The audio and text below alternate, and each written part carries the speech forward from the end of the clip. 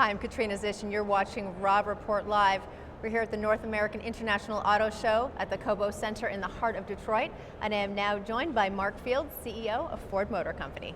Great to see you. Katrina, thanks for having me. So I want to really dive right in because I think some big news, and I know something that you're excited to talk about, is really the comeback of the new Continental, the Lincoln Continental. Tell us a little bit about that. The Continental is a very special vehicle because it's an iconic nameplate, and it's what we call quiet luxury, and this is around delivering luxury with an elegance, with a serenity, and with a level of effortless power which you can get nowhere else in the luxury car business.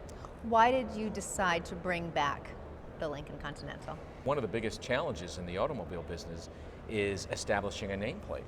So in this case, we have a name that's well known, but on the opposite end, there's a lot of expectation, right? Sure. Because some of our most beautiful vehicles in the industry, nevertheless Lincoln, have been Continentals. Do you think you might appeal to a new demographic? Are you going towards maybe even a younger demographic? Well, we're targeting folks what we call progressives, Okay. cultural progressives. And these are folks who define luxury in their own way, but they're very particular. They crave great quality, great craftsmanship. They want warm human touches delivered in a contemporary way. And that's what we're doing with Lincoln. We're focusing first on what is the experience that the customer has as they're approaching the vehicle, as they get in the vehicle, as they drive it, as they exit the vehicle, and then what is the technology. What is Ford doing in that arena? We're stepping back and we're looking at mobility in a broader context. We call it our Ford Smart Mobility Strategy. And one of the elements is autonomy. And we've been working on autonomous vehicles for over 10 years now. We're tripling our research fleet. And our goal is to deliver what they call a level 4 autonomous vehicle. And that's essentially a vehicle that can be in a predefined area, a part of an urban area that's been mapped out, and the driver or the passenger does not have to be prepared to take control of the vehicle.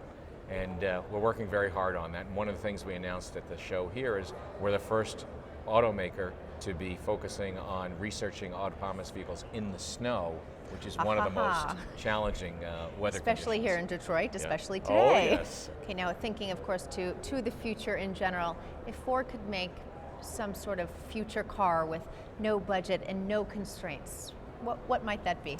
Well, we've made it, and we're introducing it later this year, the Ford GT, which is the successor to our original GT40, which was the first. That was a while ago. It was back, it was 50 years ago, and we're celebrating the 50th anniversary win of Le Mans that we won back in 1966. And to commemorate that, we've come out with our next Ford GT, and we're going to be racing it at Le Mans this year.